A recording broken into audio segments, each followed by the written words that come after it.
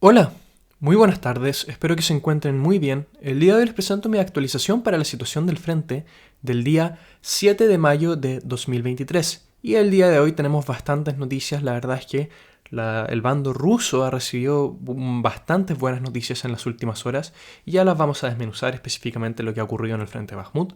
Antes de empezar, sí, me gustaría recordarles que alrededor del 70% de mi audiencia recurrente no está suscrita y bueno, lejos la mejor manera de apoyarme es mediante la suscripción. Y bueno, eso. Y sin perder más tiempo, vamos a lo que es Bakhmut. ¿Y qué es lo que hemos estado viendo en el último tiempo? Hay dos aristas muy importantes a lo que ha ocurrido en las últimas horas en Bakhmut. La primera son distintos avances territoriales, la segunda es las actualizaciones sobre el conflicto que hay entre el Ministerio de Defensa ruso y Prigozhin, el jefe del grupo Wagner. Partamos con los avances.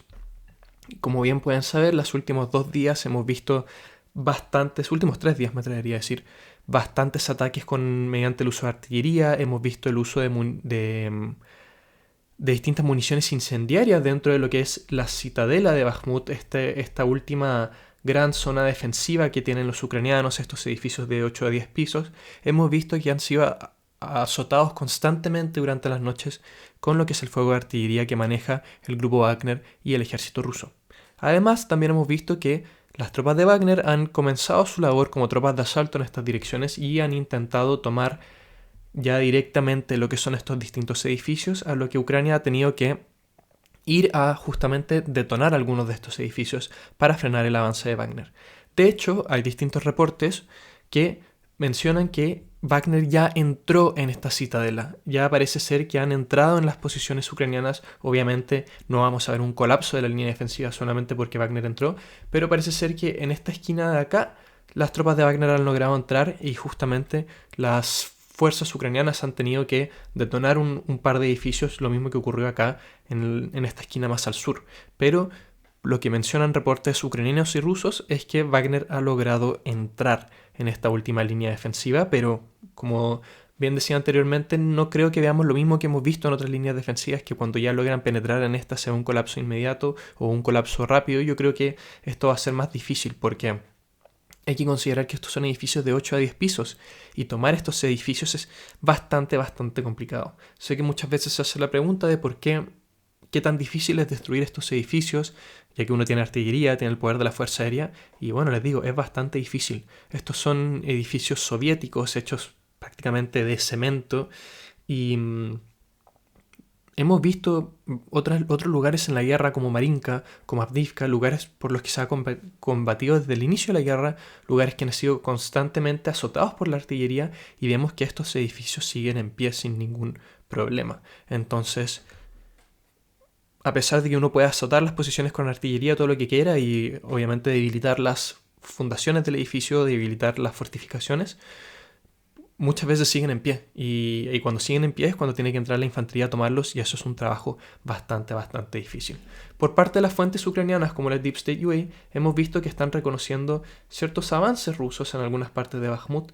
La verdad es que esto, si es que vamos a las fuentes neutrales como es el mapa de Suryak Maps lo utilizo bastante, si es que no me equivoco en todos mis videos, vemos que los avances de Wagner son bastante más profundos según lo que reconocen las fuentes neutrales. Algunas fuentes rusas también hablan de que hubo un mayor avance en el norte de la línea defensiva ucraniana y se ha logrado establecer combates por lo que es una de las últimas líneas defensivas ucranianas defendiendo lo que es la entrada desde Kramovia.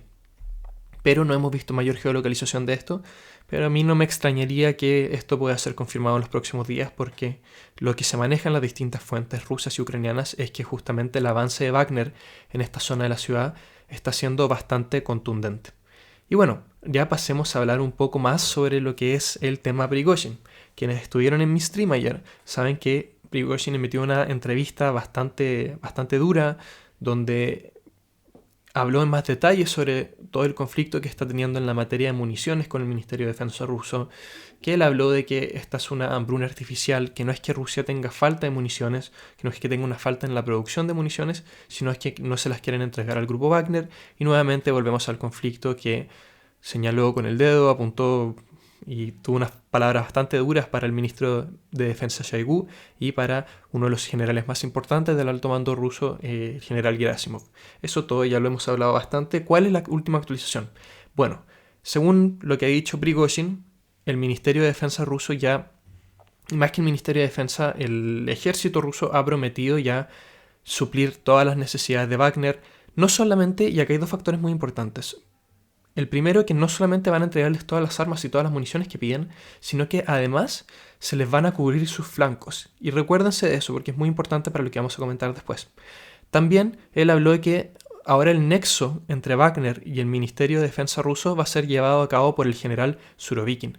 Quienes no recuerdan, el general Surovikin fue es uno de los más importantes dentro del alto mando del ejército ruso, es bastante querido por las tropas y es bastante querido por figuras como Kadyrov y Prigozhin. Como ya sabemos, Prigozhin y Kadyrov, recordemos que Kadyrov es el presidente de la República Chechena, que ha tenido un rol muy importante en la guerra por el rol de sus soldados chechenos. Han sido bastante críticos con algunos generales. Ya hablamos del caso de Gerasimov, hablamos del caso de Shoigu, que no es general, pero el ministro de Defensa. Hablamos del caso de Lapin, también o Lapin, la verdad es que no manejo muy bien la pronunciación. Hemos hablado de las críticas que se le han hecho a Muradov, general que manejó el frente de Ugledar, que fue removido del cargo. Pero Surovikin es alguien que, la verdad es que yo no he visto muchas críticas a él, de ninguna parte. Y Prigozhin, supuestamente, lo que dice él es que toda la operación de Bakhmut fue planeada en conjunto con Surovikin, que Surovikin tuvo un rol muy importante en convertir a Bakhmut en lo que es la picadora de carne, eso también se dice en la entrevista de Prigozhin del día de ayer. Y bueno, yo quiero que acá veamos algo muy importante, veamos las imágenes de Surovikin y la imagen de Prigozhin, y yo quiero que ustedes puedan ver qué similitud tienen ambos, que quizá nos puede indicar de por qué la relación entre ambos es bastante positiva. Les voy a dar un par de segundos. Bueno, es que los dos son calvos. No, ya, un poco de humor, pero bueno, aparte de ese comentario un poco más en el lado humorístico, la relación entre ambos es muy buena y parece que Surovikin ahora va a ser el intermediario entre Wagner y el resto del alto mando ruso, y esto quizá nos lleve a una mejor cooperación entre ambas instituciones. Recordemos que Wagner técnicamente está subordinado al Ministerio de Defensa ruso, pero que en el último tiempo, o por lo menos así nació, pero en el último tiempo, a raíz de todo lo que ocurrió en la guerra, el rol bastante exitoso que ha tenido Wagner en el ejército, en las labores de combate, hemos visto que cada vez están teniendo una mayor autonomía, pero aún así siguen dependiendo del Ministerio de Defensa ruso. Y bueno, ya comencemos a ver otras cosas más. ¿Qué pasó porque recordemos que supuestamente Wagner iba a abandonar Bakhmut para el 10 de mayo, pero parece que esto ya no va a ocurrir. ¿Y qué pasó con las tropas chechenas que supuestamente iban a entrar? Esto es muy interesante porque muchas fuentes ucranianas estaban hablando de que Rusia estaba aglomerando tropas en Bakhmut. No especificó de qué grupo eran, pero después surgieron rumores de que las tropas chechenas ya estaban dentro de Bakhmut, solamente que no en la línea del frente. Entonces yo creo que aún así es posible que veamos que los chechenos contribuyan con Wagner para lograr tomar lo que queda de Bakhmut.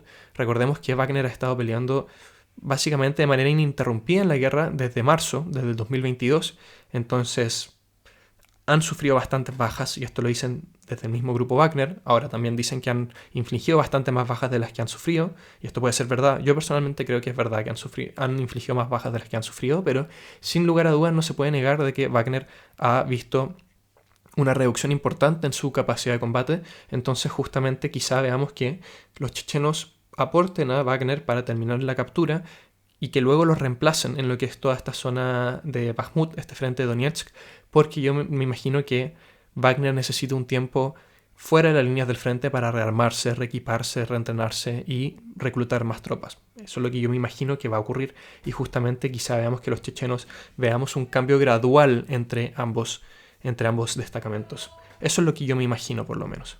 Y bueno, ¿qué más podríamos comentar? Esta segunda patita de lo que yo estaba diciendo, el hecho de que supuestamente el Ministerio de Defensa ruso se comprometió con cuidar los flancos del grupo Wagner. Y eso es muy importante, esto es fundamental, porque recordemos que en Bakhmut Wagner está luchando en lo que es la urbanización, pero que en el último tiempo abandonaron sus posiciones en el norte y el sur de Bakhmut, en los suburbios, para dejárselos a las fuerzas aerotransportadas, el BDB, que son un grupo ya del ejército ruso en sí.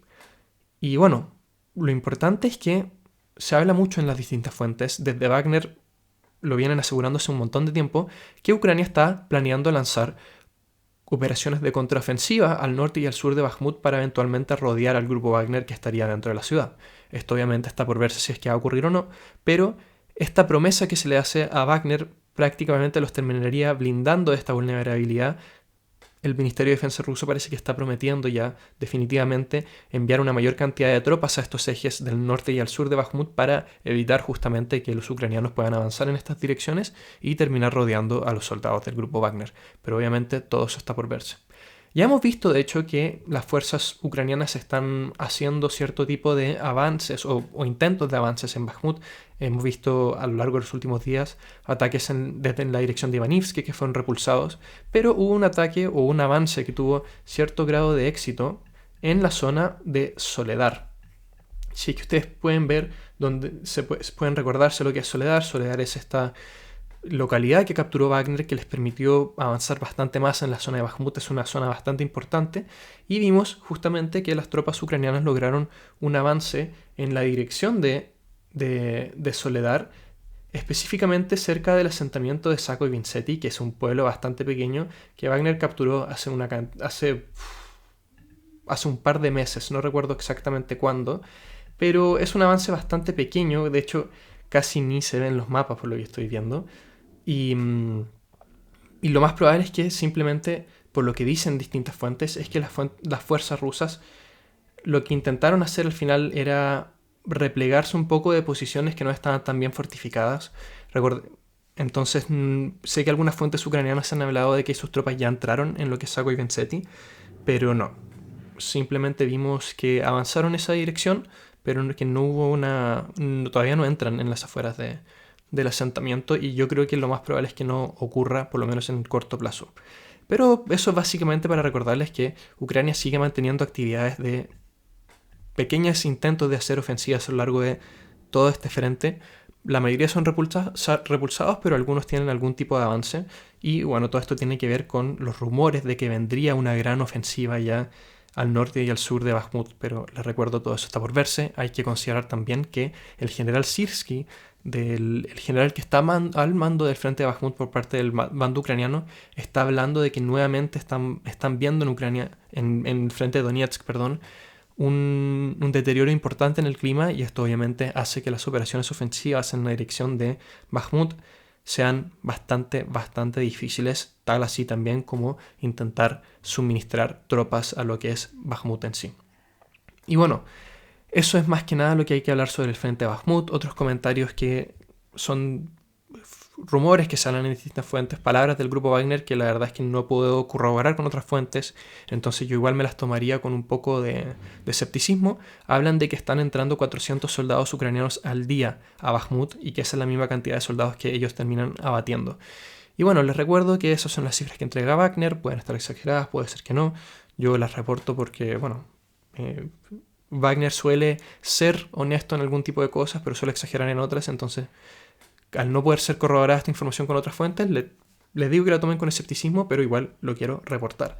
Sobre otras partes del frente específicamente, han habido nuevamente pequeños avances ucranianos en el sector ya del norte del frente, pero estamos hablando de una decena de metros. No son avances muy importantes, por lo menos no de momento, pero todo esto nos sirve para prácticamente recordar que el frente sigue activo, que el frente de la línea Svatovo-Kreminna hacia el norte sigue teniendo actividad, y que puede ser que veamos mayor actividad en este frente ya cuando inicie la ofensiva ucraniana en Zaporilla, porque yo lo he hablado bastante en videos y en streams. Toda esta línea es bastante atractiva en el ámbito de lanzar ofensivas porque no está tan fortificada como otras zonas. Entonces podríamos ver que alguno de los dos bandos se aproveche de esto e intente hacer algo en el próximo tiempo. Recordemos que hay ciertos avances constantes por parte de ambos bandos, son pequeños, pero igual hay que mencionarlos. Los rusos avanzan en algunas direcciones, los ucranianos avanzan en otras, luego tienen que retroceder a ambos bandos, etc. Básicamente todo esto quiero decir que este frente está bastante fluido. Y hay mucha actividad y no está recibiendo quizá obviamente el foco de la guerra hoy en día está en Bakhmut, en Avdiivka, en lo que puede pasar en Zaporilla, pero hay que recordarse que esta parte del frente sigue ahí y sigue siendo muy importante. Para los ucranianos está el potencial de recapturar Severodonetsk y Lysychansk, y para los rusos está justamente el potencial de capturar Limán y avanzar en la dirección de Slaviansk y Kramatorsk. Recordemos que Slaviansk y Kramatorsk son las dos ciudades más importantes que le queda a Ucrania en el Donbass, y son el objetivo sí o sí. Lo han dicho un montón las fuentes rusas, lo han dicho un montón desde Wagner, desde el Ministerio de Defensa ruso. Este es el próximo objetivo del ejército ruso, Slaviansk y Kramatorsk. Recordemos que de hecho el movimiento de independencia, por así decirlo, el movimiento separatista de 2014 nace en Slaviansk. Entonces esta posición no solamente tiene estos asentamientos no solamente tienen una importancia estratégica invaluable, sino que también una importancia simbólica. Sobre otras partes del frente, la verdad es que no hemos visto mucha actividad en Avdiivka. Avdiivka, recordemos que es esta ciudad que se encuentra acá, al norte de Donetsk, pero sigue siendo el foco de combates intensos, de bombardeos constantes. La verdad es que parece ser que ya la estrategia rusa en esta zona del frente de momento es justamente aprovechar que las fuerzas ucranianas están en desventaja en términos de artillería y en términos de fuerza aérea, y simplemente bombardear estas zonas, y los ucranianos que se mantienen en estas posiciones lamentablemente no tienen mucho que hacer. Lo mismo pasa en Ugledar. Ya vimos que Rusia, después de ser derrotado en este intento de tomar Ugledar, recordemos que yo mencioné que justamente el general a cargo de esta operación, el general Muradov, fue removido del cargo. La estrategia hoy en día parece ser simplemente aprovechar que los ucranianos que están en estas posiciones no pueden hacer más que esperar y bombardear constantemente y tratar de causar bajas. Sobre otras partes del frente, sobre Zaporilla y Gerson, la verdad es que yo creo que estamos viendo un poco de una relativa tranquilidad antes de la tormenta. Hemos visto que se mantienen los bombardeos por parte de Rusia, por parte de Ucrania, bombardeos cruzados, que los rusos tratan de atacar las posiciones de aglomeración de las tropas ucranianas, que los ucranianos tratan de atacar las posiciones del ejército ruso, las posiciones defensivas. Lo hemos visto ya, esto lleva semanas en Gerson y en Zaporilla, pero todavía no vemos el inicio de... Yo me atrevería a decir que la ofensiva ucraniana ya inició en la región de Zaporilla, ya hemos visto ciertas operaciones ofensivas, pero no hemos visto el gran empuje que se supone que íbamos a ver, y yo creo que podría venir en cualquier momento. Las fuentes rusas hablan de que esto puede ser en horas o días, y las fuentes ucranianas dicen lo mismo. Nuevamente les recuerdo que yo he sido bastante abierto en decir que esta ofensiva tiene un montón de problemas ya de partida. Las enormes fortificaciones que ha creado Rusia en Zaporilla, la superioridad aérea de Rusia, la falta de municiones que acusa de tener Ucrania, son un montón de factores, pero obviamente el resultado todavía está por verse y estamos todos muy atentos a lo que es esta ofensiva. Y bueno, eso fue la actualización más que nada el día de hoy. Nuevamente el foco fue a Bakhmut. Les pido las gracias por estar acá, por ver mi video hasta el final y por todos sus comentarios de apoyo. La verdad es que este canal no sería nada sin ustedes, y también quiero mencionar que es probable que hoy día, alrededor de las 7:30 de la noche, hora de Chile, yo haga un nuevo live stream para conversar ciertas actualizaciones que están ocurriendo, porque la verdad es que estamos viendo algo en el frente que no había ocurrido hace mucho tiempo, que estamos teniendo muchas actualizaciones.